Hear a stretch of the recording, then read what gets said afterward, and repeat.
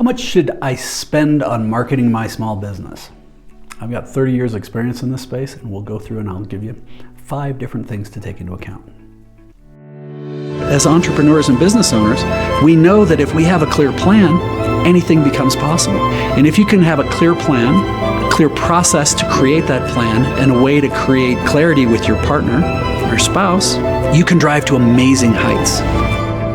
All right, so when we start thinking about marketing in our small business, a lot of people, this is an area that candidly people throw money at left and right and over and over and over and over, ends up being a black hole. So the first thing is to define, what are you considering as marketing?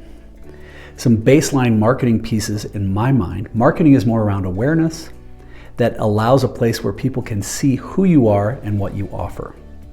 It's different than business development, and I'll tell you about business development in a second. So marketing may consist of a website. Marketing may consist of putting Google ads. Marketing may consist of direct mail. This is usually an area where you're trying to get people eyeballs and people come in and look at things. I can tell you that more often than not, and I have spent hundreds of thousands of dollars on marketing, a lot of it doesn't work. A lot of marketing, big brand awareness marketing, that works if you're Coca-Cola or Taco Bell or you're trying to get your name out there. But for the most part, marketing is really going to come down to where you need to have a crystal clear plan of how you're doing it. So the first thing is defining what you define as marketing and what you need. Now you're going to need some baseline stuff. You got to have a website. You have to have some way that people know who you are. And you're going to need some apparatus for people to get there. But in most cases, it's more about business development, in my opinion, than it is about marketing. So business development would be, hey, where, I don't know, you've got a small business, whatever it may be, and you're going out and you're talking to people. Leaving a flyer is a piece of marketing, but actually going out and talking to people to try and create relationships, that's more business development.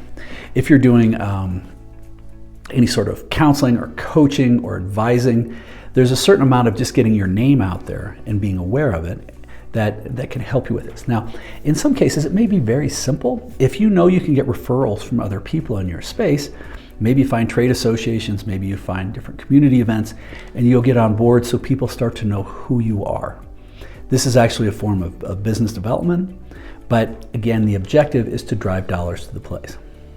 The second is making sure that you understand your numbers. Now, what I mean by that is you need to know what is your average sale per customer, your ASPC, or what is the lifetime value of a client or customer.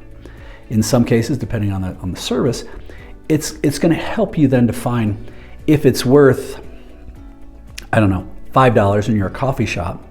Well, how you get people in, if it costs you $10 to get people in there, but you're only making $5 on it, and realistically you're only making 60 cents on each one of those $5, holy smokes, you're throwing money out the door.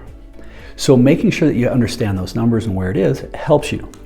Now, if you happen to be in a very high margin business, say a counseling or a professional service or coaching or something like that, and each new client is worth $500 a month, and after 10 months, that's $5,000. Okay, in that case, it may be worth investing a little bit more in marketing to get in front of more eyeballs.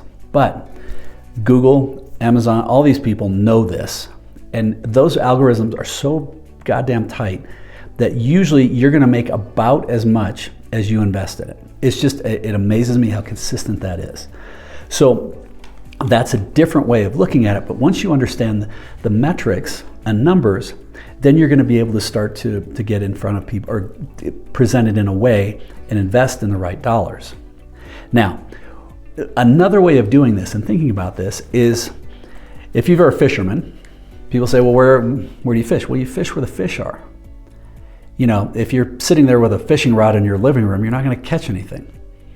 But if you go to the right place, great. Then when you're fishing, think about that. You need to go to the right place, but maybe you're fly fishing a big river. I live in Colorado, that's what I do.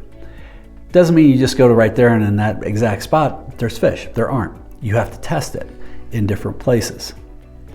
Then you have to go back and you may have to test what you're presenting in a lot of different ways. You put different flies out there.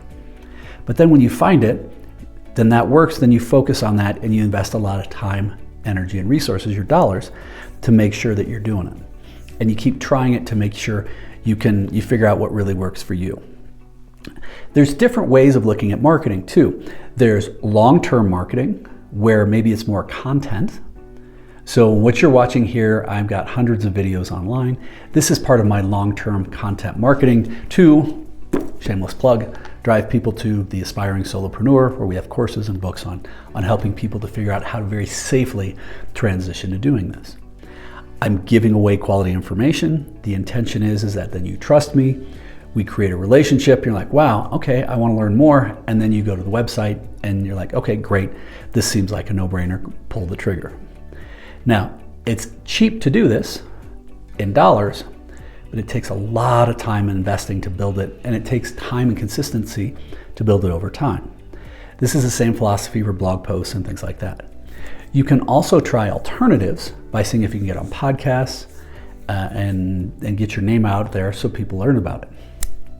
I can tell you, I've done probably 100 podcasts, and I don't know that I've gotten any work from it. It's something I enjoy doing. I try and give quality content. It's fun, but it doesn't necessarily bring a lot of value.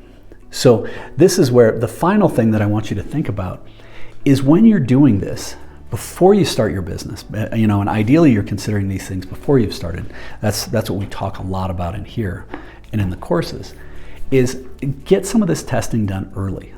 Make sure you know that when you're ready to pull the trigger, you're good. What most people do when they start doing marketing is like, I don't know anything about marketing, and that's a pain in the ass, so they just throw money at it and hope that it works. Well, if you go hire a consultant in this space, they might help you. They might not. I can tell you that resoundingly. There's a great quote that says, half my marketing works, I just don't know what half. I have not had great value with this. So this is where you need to take some ownership of it and be curious and test. Keep trying different parts of the river until you find the trout. And then when you do, keep throwing out different flies to figure out what it is. But when you do find that out, and you can do that very, very affordably, whether it's on Google, it's a lot of different places. But when you get in front of the right places, in trade industry, who knows what it is, when you find that and you know your numbers well, and you're really good at what you do and you can offer a quality product or service, you're going to be able to change how all that goes.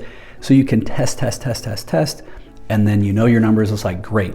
Then throw the money at it and keep hitting the gas until you either get full, and if so, check out one of the other videos on this channel about raising your prices, or you get to a point where it's like, yeah, we're the close, how much it costs versus the lifetime value of that customer, we're starting to hit our max. So how do we change that? So ideally, you found some value with this. The question always is, how much should I spend on marketing? Well, it really kind of depends, and how do you look at it in different ways? But if you have any questions, please feel free to reach out and go to us at aspiringsolopreneur.com. Subscribe to the channel, check out some of our other videos. Keep smiling.